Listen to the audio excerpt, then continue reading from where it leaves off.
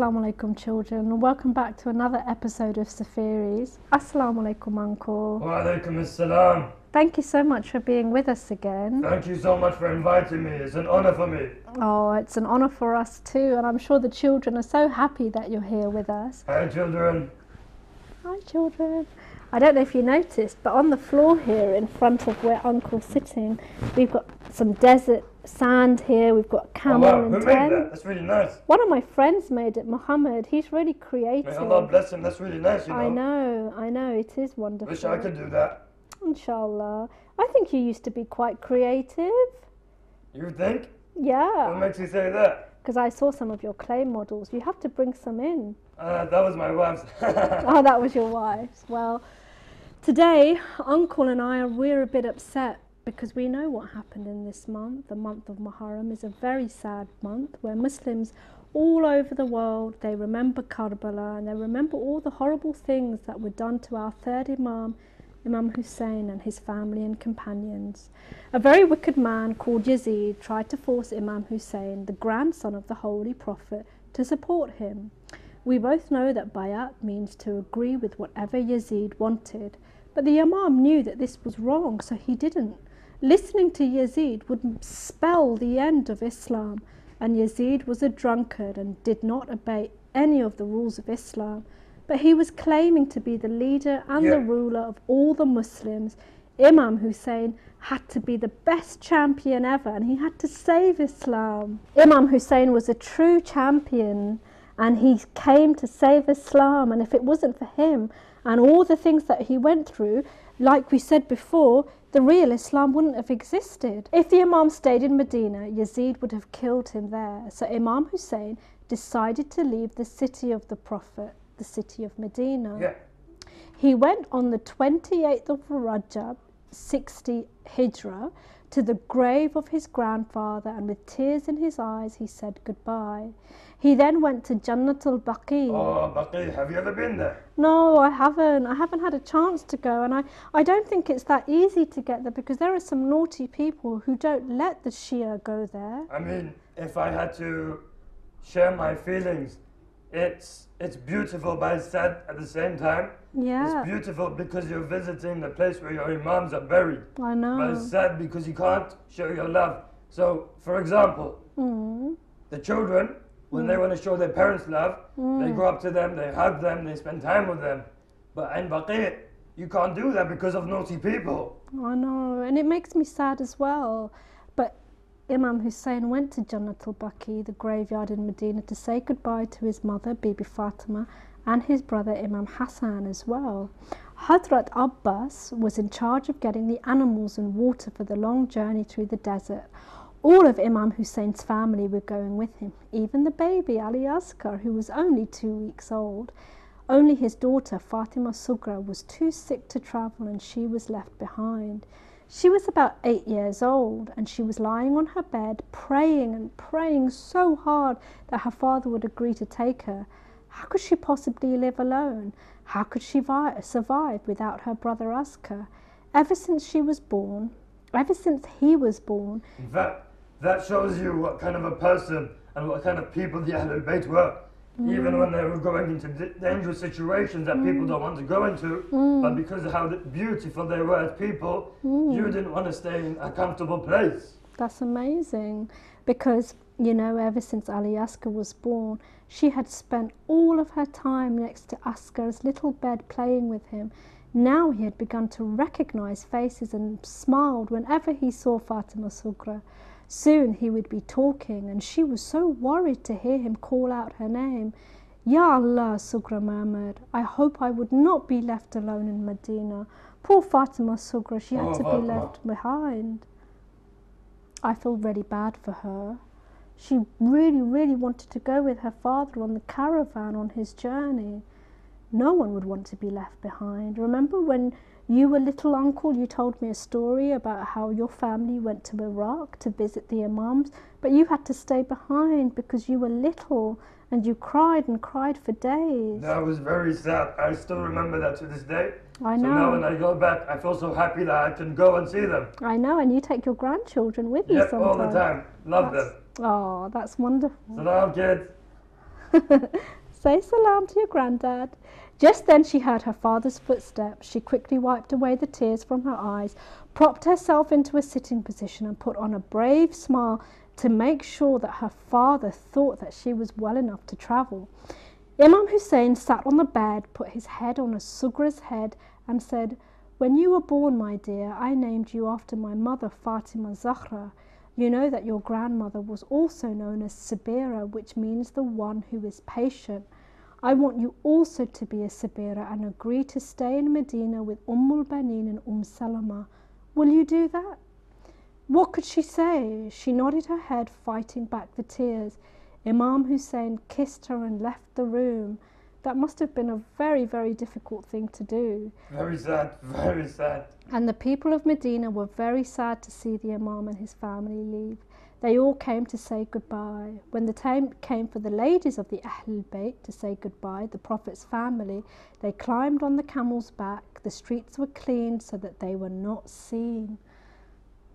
It's so sad to think about all the things that Imam Hussein went through before he left. I feel so sad when I think of the women of the Ahlul Bayt. And I just want to say this to all the little boys out there, my little brothers. Yes. Always take care of your women. Always honor your women. Treat them with so much respect. That's true, especially your mom. Your mom, your sisters, everyone. What do you mean by honor, Uncle? That you should know that because of them you are the person you are today. Ah, I see, I see. Well, you know, at dawn, the caravan got ready to leave. Supported by Salama on one side and Banin on the other, Sugra waved goodbye. It was difficult to say goodbye to her baby brother, and both Imam Hussein and Bibi Rubab had to hold Sugra as she kissed her little brother goodbye. I feel the same way about my own little brother. I miss him even when I go to school. Yeah. But the story of Karbala is a tale of 5 journeys of tears. This was the first journey from Medina to Mecca. Each journey had its own hero and own heroine. Yeah. The hero of the first journey was Imam Hussein, and the heroine, the female hero, was the memory of Fatima Sugra, his beloved daughter, whom he had to leave behind. Until they turned the corner, Imam kept looking back. He would bravely smile and wave to his daughter. That must have been one of the most painful and the most difficult things you could ever do. Yeah, very painful. Absolutely, and Ali Akbar, of course, could not even do that because he was unable to control his tears. As soon as they were out of sight, Imam Hussein stopped his horse and began to sob. Sobbing is when you really, really cry your heart out. It is always so very difficult and so very sad for a parent and child to be separated. Yes, because the love that a parent has for their child is like no other love ever. Absolutely, absolutely. It's a very special kind of love. But days passed into months, and Sugra would spend her days in the mosque or visiting Banin, Hazrat Abbas's mother. Ramadan passed and Eid was a difficult day for Sugra. She kept on thinking of Askar and Akbar and her darling sister Sakina. Then came the month of Muharram. For some reason, Sugra's, her worry got more and more. One night she got up and she felt a little thirsty. She filled a cup with water, and as she brought the cup to her lips, Sugra stared at the water and screamed. The cup fell out of her hands. Salama came running. "What is it, Sugra? What's wrong?" Sugra was shaking with fear. She ran into the arms of Salama. "Oh, grandmother," she cried, pointing at the cup. "As I lifted the cup to my mouth, I saw Ali Azkar's reflection in the water. I saw him spread out his little arm towards me, and then I heard him speak. He was saying, 'Al-Atash ya Ukhti Fatima.' I am thirsty, oh my sister Fatima. So thirsty." During the month of Muharram, many people attend majalis, which means gathering, much like the one we're having now. Yep. Even if it's only 2 people. But don't forget that there are children with us too. Perhaps you've been to one yourself. When I was little, I would go to my local majlis near my house, and I would listen to a special person speaking, and he would sit on a chair called a mimbar and wear a special hat. Yep. Do you know the name of this person? That's right, he's called a sheikh, and he wears a white hat or imama, and those that come from the Prophet's family are called sayyids, and they wear black imamas. I always wondered what a sheikh does in the month of Muharram, and I think that what we can do is we can visit a sheikh very, very soon and ask him about all the things he does in the month of Muharram, especially to spread the true message of Islam, the message of the Ahlul Bayt. So come along now, children. Uncle's going to join us as well. Yep. We'll see you very soon.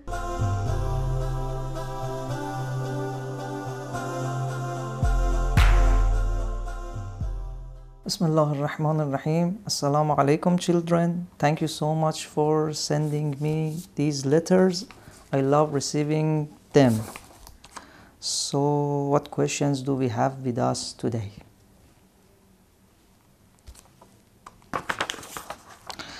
Dear Sheikh, I learned that Imam Hussein's mission was to spread the message of Islam and to save the religion. The teacher told me that it is because Imam Hussein that we are Muslim today. But I have never met Imam. I thought I was Muslim because that's what all the teachers had taught us and the teachers learned it from. They learned it from their teachers, like you, Sheikh.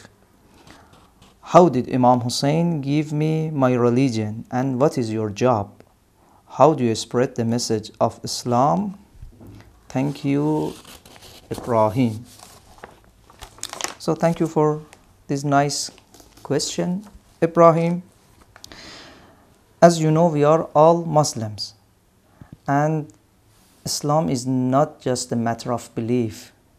It has to be shown in our actions and deeds.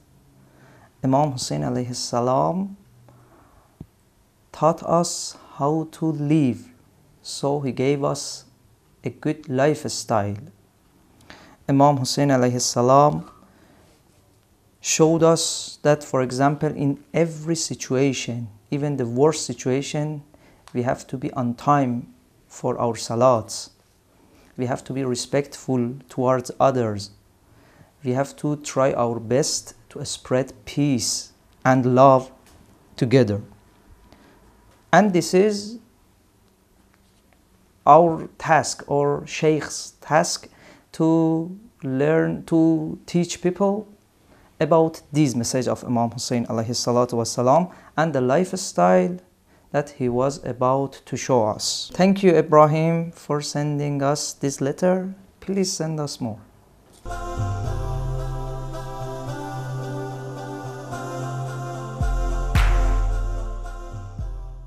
Today is the 2nd of Muharram when Imam Hussein reached Karbala. The Imam had been on his way to Kufa when Hur and his soldiers met the Imam. They were all very thirsty and had run out of water. Imam Hussein gave Hur and all his army as much water as they wanted to drink. That's amazing. I mean, to do that for somebody who doesn't like you. Hur then told the Imam that he had been sent by Yazid to stop the Imam from going to Kufa.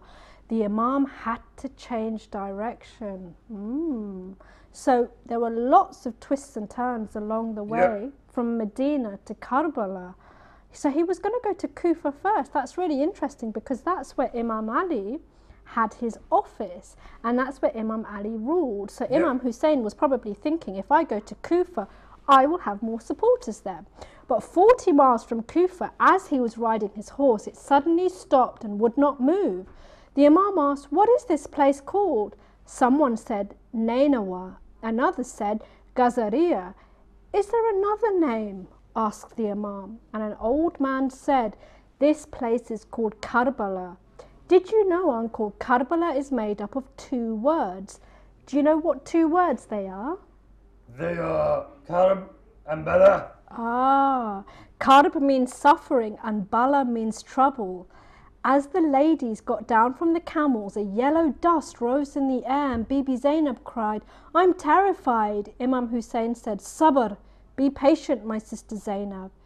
So today we've learnt a bit about the journey of Karbala and the struggles that were faced, particularly the struggles of Fatima Sugra, Imam Hussein's daughter, who had to stay behind in Medina and say goodbye to her family, including baby Ali Asghar, for the last time. To show our love and sadness towards the grandson of the Prophet and his family, we change the way we live during this particular month of Muharram. So do join us in the next episode where we continue to follow Imam Hussein along his journey from Medina to Mecca, where he had to change direction and he couldn't go on to Kufa, and he finally ended up in a land called Karbala, the land of struggle, the land of hardship. And you know, Uncle, Rasulullah told Imam Hussein about this land, the land of Karbala, and it was a land filled with sorrow, and it's still a land that's filled with sorrow. And if you ever get a chance to go to Karbala, Inshallah they will. Inshallah they will, you'll see that it's a place filled with a lot of emotion and a lot of feeling. Inshallah, Uncle's going to be here the next time that we continue with Imam Hussein on his journey. So do join us again. See you very soon, children. Ma salam. Ma salama. Ma salam.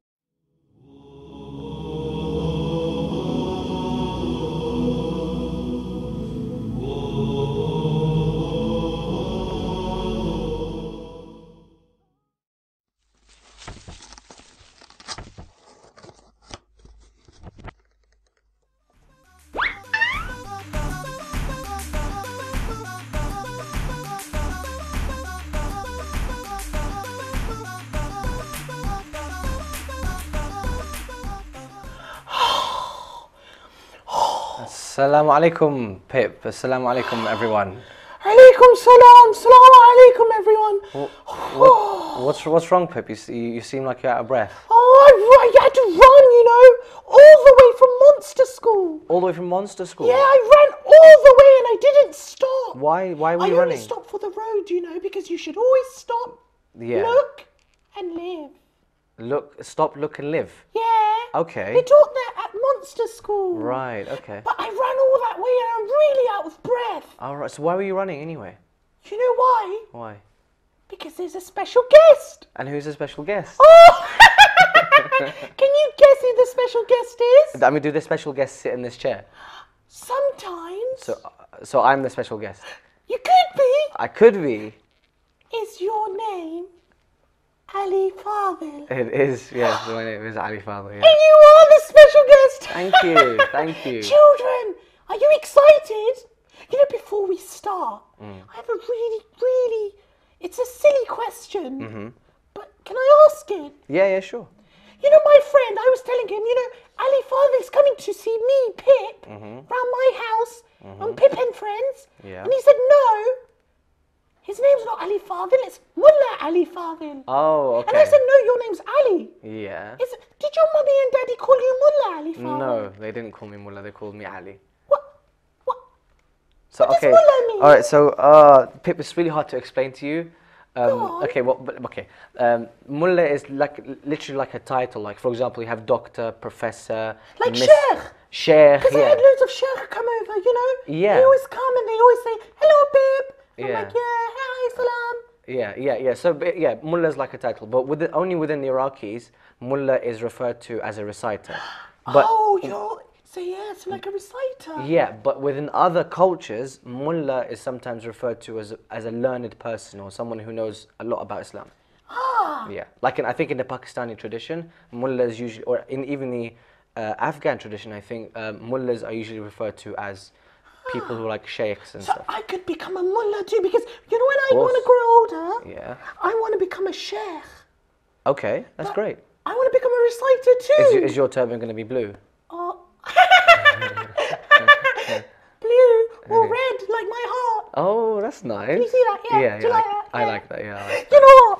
Do you get really tired too? Because, you know, you recite all over the world. Yeah, I do get tired, especially when I'm in the recitation itself. It takes a lot of energy to recite and to make sure that the poem and the words and the rhythm and the tone and everything like that is up to a very good standard. So it takes a lot of effort. Wow. Yeah. That's so impressive. Do you put a lot of practice in? I do, because as you know, practice makes... Perfect. Exactly, so I practice a lot to make it more perfect and perfect. That's what I do. Oh, that's amazing. So I recite with myself, for example, in the shower. Have you ever done that before? Recite in the shower? Yeah. Exactly. Do you sound nice in the shower? I think thought so. There you go then. So everyone sounds nice in the shower. So I practice a lot when I'm in the shower or when I'm outside or when I'm in the room or whatever. And I practice and practice and practice so that when I do recite, it turns out well. Oh, that's amazing. Yeah. You know what? What? How old were you when you first started to recite? I was about 13, 14. Wow. I was quite young, yeah, I was quite young. That's really young. Yeah, I thought yeah. only like, you know, the people who recite, like the mullahs, they're like very old. No, you can start very young. There's a lot of reciters who start young, but they start very locally, so they only start within their own masjid, their own place. And then they slowly get invited Is elsewhere. that what locally means? Yeah, sorry, locally means very close to you. So within your mosque. Like in Monsterland. In Monsterland, yeah. How big is Monsterland? Monsterland? Well, Yeah. can you see that big, gigantic rainbow out the window? Yeah. No, the window's behind you. Sorry, okay, this one here. No, the window in front of you. Well, I'm lost. Why are you doing this to me, Pip? That's you've not got to fair. lighten up a bit, you Okay, know. all right, I know you're quite stressed out from all the majalises you've been No, reciting. I'm not too stressed out. I like being around you, Pip. You make me very comfortable. I Thank like you too. Thank you very much. I Thank like your voice a lot, and I'm sure we'll hear it at the end. Yeah. But there's one thing I really wanted to know. What is it? See, I keep running and running from majlis to majlis. Yeah. I mean, Do you know why you're running from majlis to majlis? Do you know why you're going to these majlis in the first place?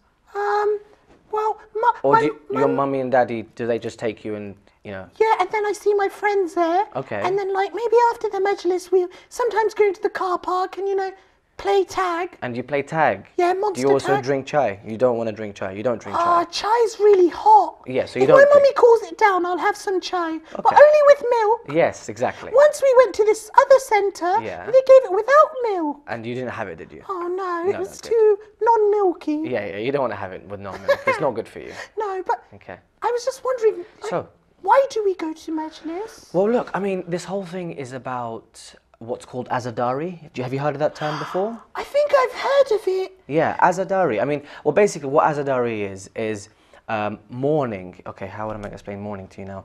Being Morning, sad. like morning, like night and then morning. No. Like the sun comes out. I know exactly. No, I don't need to know. No. It's not that kind of sun and day and night and morning. No, I'm talking about mourning. No, it's spelled morning. Yeah, that's- ing, like good morning. No. I know that's not the morning. Get that out of your head. Not that morning. Okay, out of my head. Out of your head. Out of my head. Out of your head, totally. Head totally out. Okay, cool. What I mean by mourning is being sad. Oh. So do you know how when you go to the majlis you see people crying and they're wearing black? Yeah, they're sad. Why are they sad? It's because they are sad for what happened to our third imam.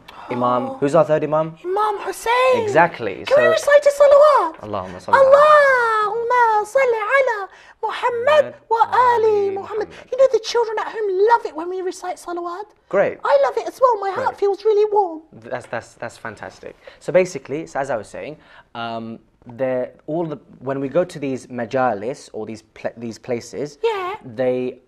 we're all sad because of what happened to Imam Hussein in Karbala. It's really sad, isn't it? It is, yeah, it is. It's really, really sad. And what they do is there's different types of being sad. So, for example, there's being sad by sitting and listening to a majlis and crying because of what happened. And then there's another form of being sad, or another type of being sad, and that's when you try to feel the pain of Imam Hussein alayhi salam. You try to feel the pain of Sayyidah Zainab and what happened to the women and children in Karbala. Oh, yeah, that's So what they do is, within different cultures, do you know what culture is?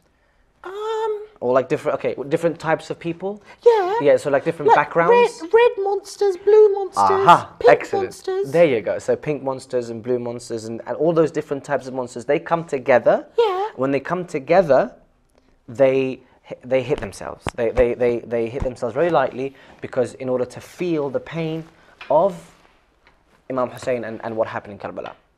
We don't do this just for no reason, because there are what's called a tradition or a hadith. You know what like traditions are, hadiths. I know what hadith is. Yeah? Hadith, because the sheikh told me that hadith is something something which the Prophet or the Ahlul Bayt, Yeah. which is the family of the Prophet, Exactly. taught us. Exactly. So it comes down. So everything that we learn from that, from everything that we know about Islam, has come from the Prophet and the Ahlul Bayt, the family of the Prophet, through narrations and traditions and What's hadith. narration like? Narration. Stories? It's like like a story, basically. Oh, people always narrate. See what I done Yes, there? yes. They narrate Yeah, exactly. stories to Pip. And other monsters as well. Yeah, but Yeah. when they come on Pip and Friends, And yeah, when they come come- and do narrations. Yeah, exactly. Did you like that? I like that a lot. That was really Yeah. smart. Yeah, that was really smart. I think I deserve like a big gold star. A big gold star. High five. Have a high five. Yeah, I was just about to say Yeah, that. High yeah, five. yeah. Okay. You So, know what? yeah. I have a question. Okay. A very, very hard question. Okay. If you're saying Mm-hmm. the majlis was taught to us in hadith, Mm-hmm. so that's narrations or stories, Mm-hmm. when's the first time or the first ever story we have Okay. about a majlis? Yeah, sure. So, do you know the fourth Imam, Imam Zain al-Abidin or Imam al-Sajjad? Yeah. He was in Karbala, but because he was too ill or too sick to be able to defend Imam Hussein, he saw everything what happened in Karbala. So exactly 1 year after the 10th of Ashura, he held what's called the first majlis. So he brought people together and he said to everyone, make sure that no one forgets the story of Karbala. Oh, that's No one really forgets nice. no one forgets what happened to Imam Hussein. So exactly what he did was he brought all of the monsters together, all of his Pip and whatever, all his friends. He brought all of them together and he said to them, look, we are going to narrate stories of Imam Hussein alayhi salam to each other so that the message of Imam Hussein alayhi salam can go from one age, from one Pip to another, to another, to another. So he brought all the people together. All of the people together. And then because the people just do it like we also do it, the monsters. Yeah. And you know what else? What? I heard even the jinn had majlis for Imam Hussein. Yeah. Is that true? Yeah, I think all the jinn and everyone was really Even sad. the angels were really sad. Everyone was sad for what happened to Imam Hussein Oh, alayhi salam. I heard, the prophets in heaven. Yeah. They were sad when they saw They the were sad. thing in Karbala. You know the battle. Yeah, When exactly. they saw Imam Hussein by himself at the end. Yeah, They exactly. started to cry. They started to cry, and the angels and the prophets and everyone started to cry. But it's fine. It's fine. I mean, that's what makes us stronger, because we connect to Imam Hussein through the tears that we shed. Yeah, Imam Hussein's made me really strong. You know that? Yeah. And do you know what? On this, do you know what kind of relationship do you have with Imam Hussein? Do you think? Well, when I was younger, like 3 months ago, Okay. I think I used to have just like, I used to go to a majlis and listen. And then one day a sheikh said, why don't you talk to Imam Hussein? And I said, what, me? Pip, talk to Imam Hussein? He said, yes. Pip, you should speak to him about your problems. Yeah, exactly. So now I speak to him sometimes, That's amazing, because you know what? I have a poem about that same thing. You do? I do. But before we read the poem, Yeah. can I ask you another question? Of course you can. When's the first time we heard about the poems? Ah, okay. So the poems came a couple of years later. Yes. A couple of years later, because with the Iraqis, Yeah. they were known for their Arabic poetry, or the Arabs, let's just say. They were known for their Arabic poetry. So poetry was very, very strong at the time of the prophets and all of the imams. What's a poetry? Okay, so poetry, it's basically the feelings that you have in your red heart there, Yeah. coming out into words onto a paper. Okay. Yeah. Sometimes it can rhyme. Do you know what rhyme means? Yes, I do. What does it mean? When like one word Yeah. sounds like the other. Exactly. Like, So give me a sentence, or give me two lines of poetry that rhyme. Pip shouldn't rhyme because if he did, it would be a crime. Yeah. What, is that a rhyme? It's a- Is that a good poem? That's a very good. More than no, it's not. It's not a very good poem, because you can rhyme, and it's not a crime for you to rhyme. See, Oh. I did that as well. You're I my did. rhyming criming partner. I mean rhyming cramming partner. Yeah. Yeah. Yeah. Okay. Oh, we should But do that was rhymes. that's a rhyme. So that's a rhyme, and that's what poetry is. That's a very basic explanation of poetry. But it's basically the feelings that you have, the experiences that you have in your life. So, you know, all of the stories that you have with your uncle, well, not with uncle and what's Penny, that's the one. So anything, all of the good times and the bad times that you have with them, it's all in your heart. You put that all into paper. Oh, like emotion. Emotions, that's the one. Yeah. What does emotion mean? Oh, you just said you just said the word emotion. I know. I just always hear it when people speak about things from their heart. Emotion is like a feeling that you have in your heart. Oh, like when you feel sad. Yeah, that's an emotion. Or feels happy. Yeah, that's an emotion.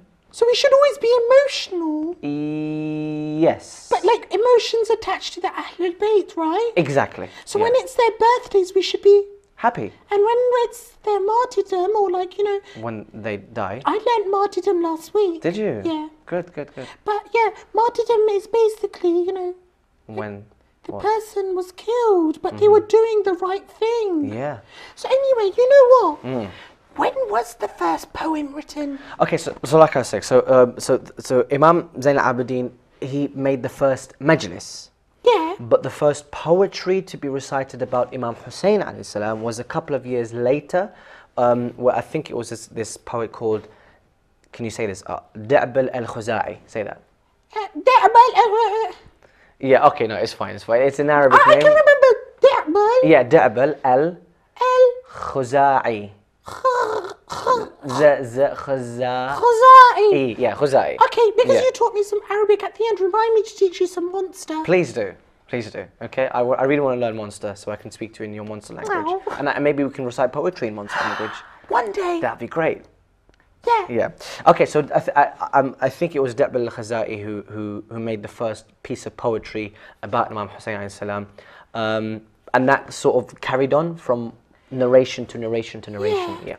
My mum said something about, you know, al-Baneen. Yeah. She said she would hold majlises for Imam Hussein She too. did. She held the first majlis. I'll tell you when. When Sayyidah Zainab, after what happened to her brother Imam Hussein in Karbala, she went from one city to another city, She didn't really go out of her own doing. She was forced to go from some evil men. Evil man Yazid. Yeah. I don't like Yazid. Yeah. He made. It's fine. Don't worry. But so anyway, so she was forced to go from one city to another city, until she ended up in her hometown, which is Medina in Saudi Arabia. Yeah. So when she was in Medina, Al-Baneen, who was the mother of Abul Fadl Abbas. He's my superhero. He's your hero, isn't he? Yeah. He's like super strong. He's really strong. Yeah. I want to be just like him. Exactly. So his mother, Al-Baneen, she was the first person to welcome Sayyidah Zainab in Medina. Wow. And she held like a female majlis as well. Oh, that's nice, isn't it? It is. You know, every time I lose something, my mum says, Pip, you should recite a Fatiha for Baneen. Exactly. And you know what? Yeah. Lo and behold, I always find it. You always find it, exactly. I've tried that as well, and it's really worked. Yeah. You know what? Yeah. Now that you're talking about all these poems and stuff, do you think you have a poem? I do. And you know, you were talking about having that talking to Imam Hussein alayhi salam and giving him, you know, telling him about all your problems. Remember that? Yeah. So this poem is something along those lines. So okay. Wait. Yeah. So, like it's like what I was speaking to you about. Yeah. About having problems and telling Imam Hussein. Yes, exactly. That's my favourite. Exactly. So I'm going to recite it for you. Are you ready? Yeah. Should we recite a salawat before we do it? Yeah. Okay, so salli ala Muhammad wa ali Muhammad. Allahumma salli ala Muhammad wa ali Muhammad. So the poem is called Worlds Apart. Have you heard of that one before? Yeah, I have. Yeah, okay. My mum plays it in the car sometimes. Yeah, it's called Worlds Apart. And basically it's about how far but close Imam Hussein is. That's so true, because it is. You know, Iraq is so far away. Exactly. But he's so near in my heart. Exactly, in that red heart of yours. Did you write it? I didn't know. It was a poet. So do you know we were talking about poetry? Yeah. The person who writes the poetry is called a poet. Oh. Yes. So was he a poet? Yeah, Did the he person. even know it? Now you're rhyming, now aren't you? It's not a griming. It's not a griming. Criming. Oh, criming. No, you can't use criming. But okay, we'll get on to English. Make it work. We'll make it rhyme. Okay. So anyway, the person who wrote this poem was a man called Nouri Sardar. Nouri nice so that. Have you met him before? No. You should meet him. It's really Yeah, nice. he sounds like a really cool man. He writes all these poetry. He can teach you about poetry. You could teach him about monster language as well, so he can write poetry. Yeah, that would be really good. Be a good idea. Do you know what? Let's recite a salawat for him for writing that poem. Allahumma salli ala Muhammad wa ali Muhammad. Okay. Worlds apart, I search for the road from me to you, oh Hussein. What veils and what worlds exist between myself and Hussein?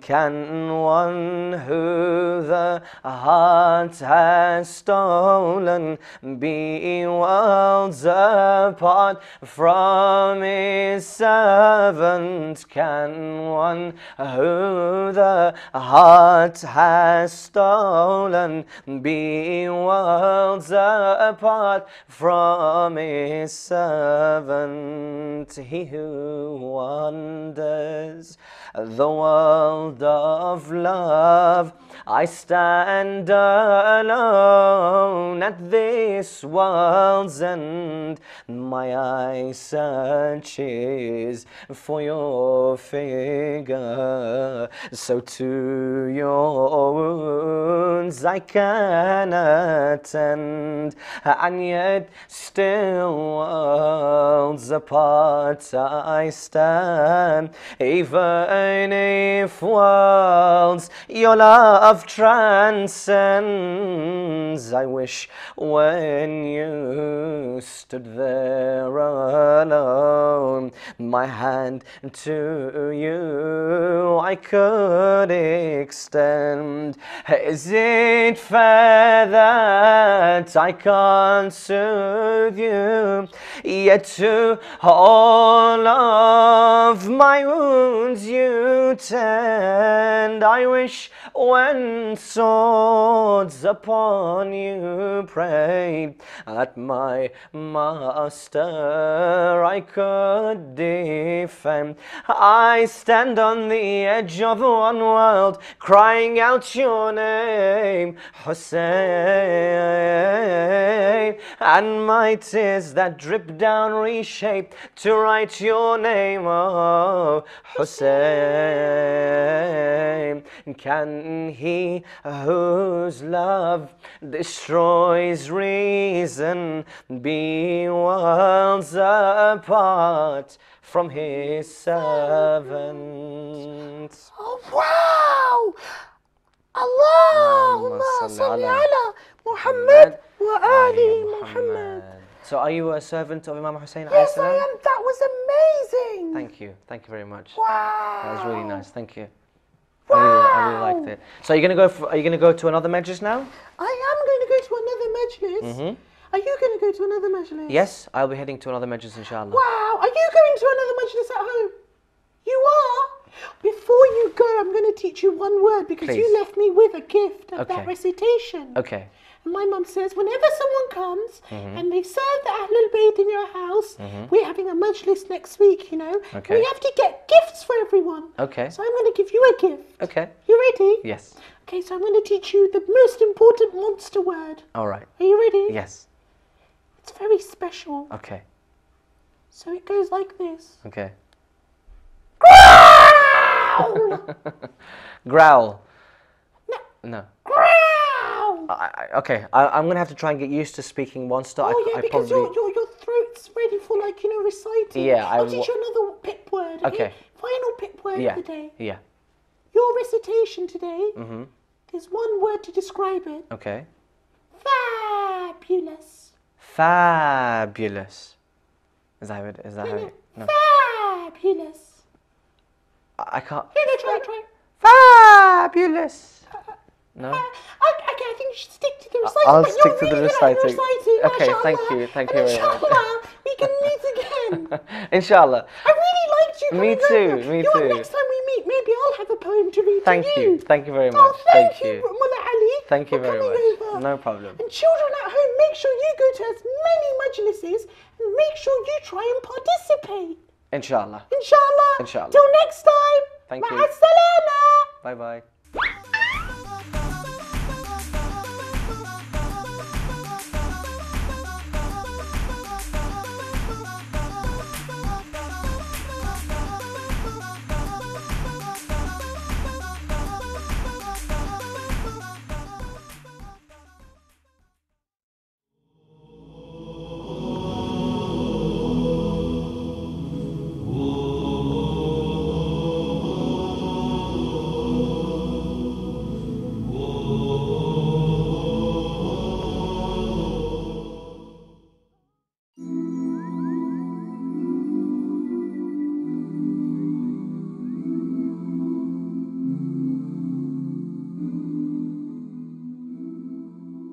Hello again. Assalamu alaikum, children.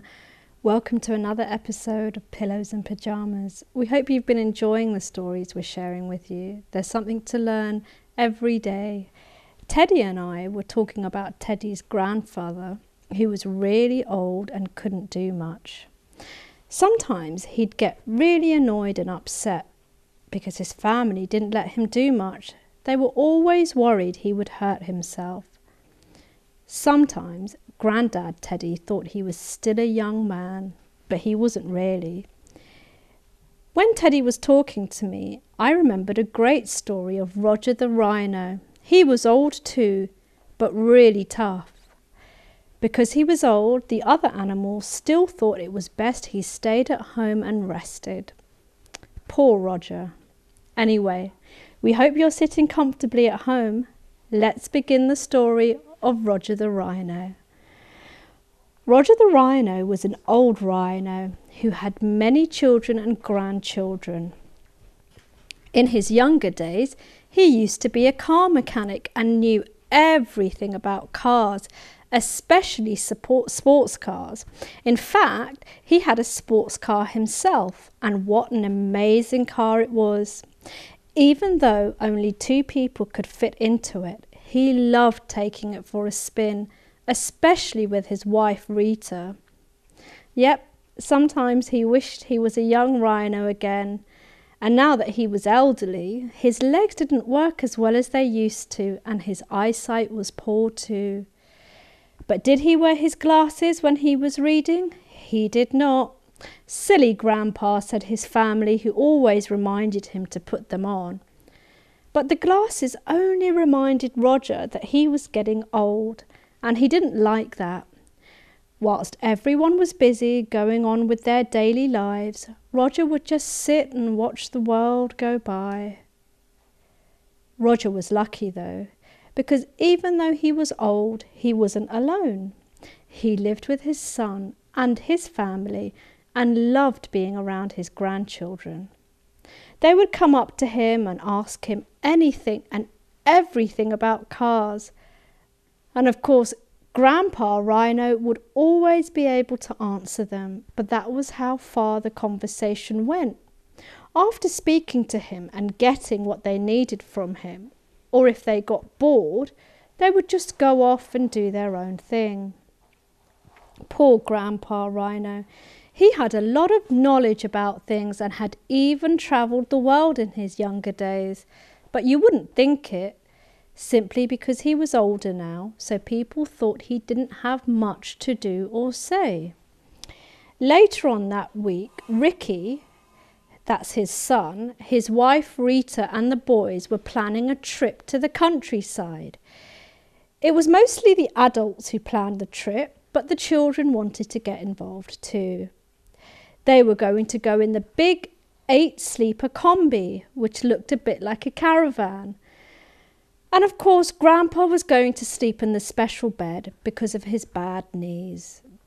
They were all busy preparing for the trip, so when Grandpa tried to help, he was just told to sit down in case he hurt himself. Sometimes this made Grandpa feel all alone and that he was useless, like a fifth wheel.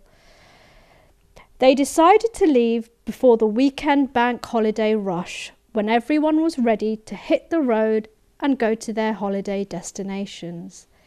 It was early that Thursday morning, but would you believe that Grandpa was ready to leave before any of the others were? So much for being old and delicate. Grandpa was actually really organised. He had his bags ready, all of the medication he might need, and some of his favourite books too. The others were still munching down their breakfasts and looking at Grandpa, wondering how he could be so organised so early in the morning, and they felt a bit silly sitting there in their pyjamas. Anyway, they gobbled down their breakfast, quickly got change, and then bundled themselves into the combi. Luckily, they had stocked up the combi the night before, so it was time to leave. Although it was nearly 9 in the morning, they should have left an hour ago. Silly Ricky. he should take an example from Grandpa about being more organised. As they drove off, it was long before they joined the motorway. The sat-nav said they had 76 miles until they reached their destination at the holiday park. The savannah could be a dangerous place to drive through if it was too late, but fortunately for them, they left early, and as long as the combi didn't break down, they would be fine. I mean, imagine being stuck in the middle of the savannah with wild hyenas and bison roaming around, waiting for something tasty to eat. So on they chugged, singing songs all the way, playing silly games and eating tasty snacks that Mummy Rhino had prepared the night before. It was soon approaching mid-afternoon, which meant it was time to stop somewhere, pitch a table and chairs and have a proper meal to eat. Ooh, what a relief, thought Grandpa, who was starving but didn't want to say anything. The boys were starting to fight with each other, and they were getting loud too. So Grandpa decided to tell them a story about his younger years as a racing driver. Yep, those days were so good and so much fun, going around racing with the boys. We would never go to places where we weren't allowed, much to our parents' disappointment, but fun we had and lots of tasty food too. My favourite, of course, were chicken wings with chips. Perhaps you can tell from my big belly, chuckled Grandpa, as he held onto his stomach. Oh dear, Grandpa, what a big belly that is. Yeah, Grandpa, said Rudolph, one of his grandsons. Your belly's massive, like there's a football inside it.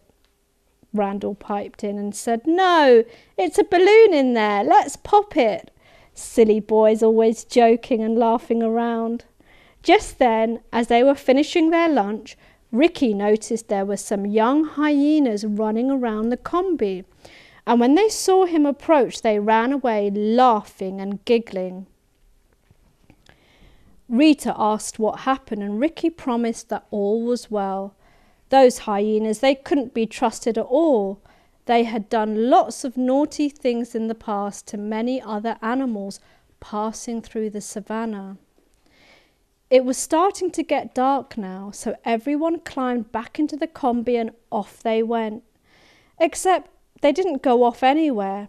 They were stopped dead in their tracks by the sounds of tyres bursting. Ricky got out straight away and with a flashlight went to try and fix the problem. Oh dear, thought Ricky. It was those naughty hyenas from earlier. They must have put nails in front of the wheels and now the tyres have got holes in them.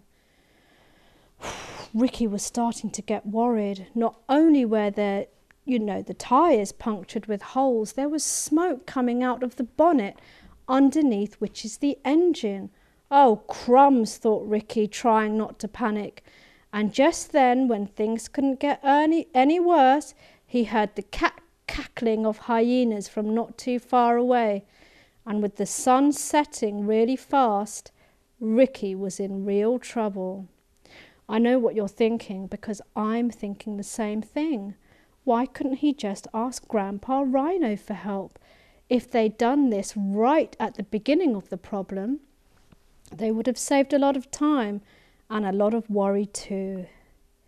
Grandpa Rhino was getting really fed up now, so he got out of the combi and told his son to move out of the way because he knew exactly what to do. First, Ricky, get the spare tyres from the roof. Then I need a 4-way jack and the wrench too. Come on, son, those hyenas will be on our tails soon, and I don't want to be their dinner. The children and Rita could hear the hyenas, and it was right to be afraid of them. They were like highway robbers, attacking anything that came in their path. When the last tyre was fitted, Ricky pointed to the engine of the car.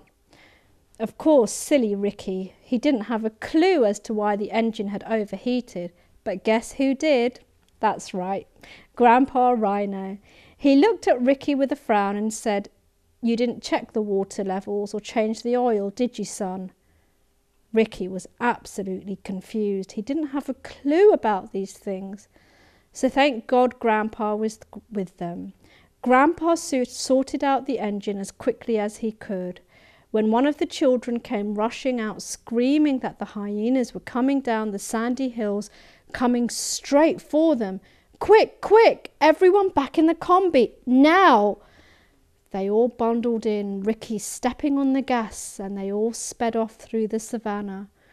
Grandpa and the children looked out of the back window and let out a huge sigh of relief. Oh, thank God this nightmare was over. Ricky thanked his father for his quick thinking, and so did the rest of the family. Grandpa was old but wise too. You know, children, this uplifting story reminds me of a very special old man who asked Imam Hussein if he could go to the battlefield. Imam Hussein looked at John and said, "John, my friend John, what is the matter?" "My master, enough is enough. I cannot bear to see any more suffering. I cannot bear to see the children of Bibi Fatima going back to Allah right in front of me. Please, my master, allow me to go to the battlefield." "But John, you're an old man.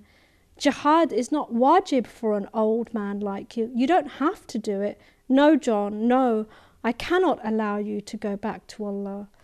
But John was very, very determined to get his permission. "Master, I know why you are not letting me go to the battlefield. Is it because I'm old? You think I cannot fight?"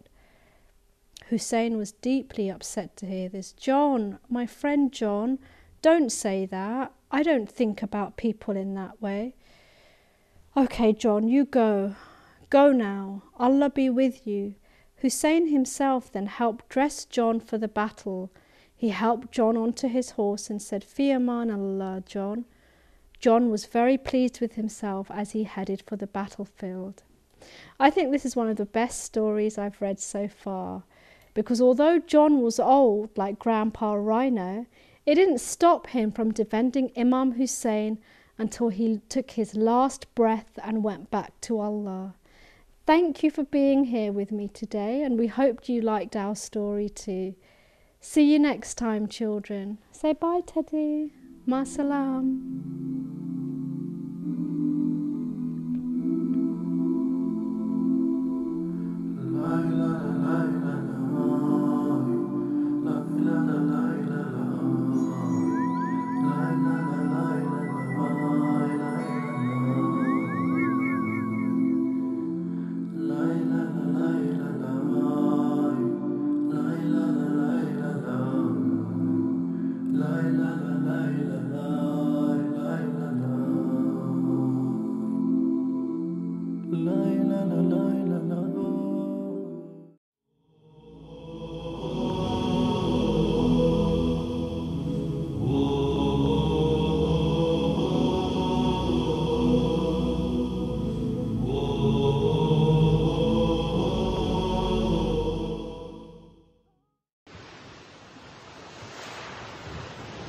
بسم الله الرحمن الرحيم اللهم كل وليك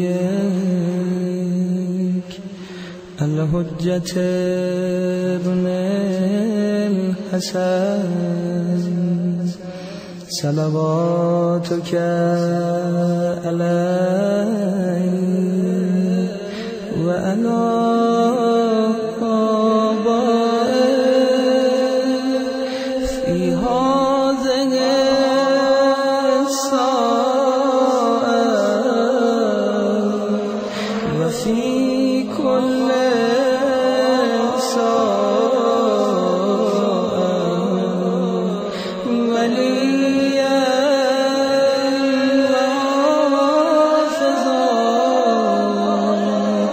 وقائدا وناصرا ودليلا وعينا حتى تسكنه أرضك وتمتعه فيها الدين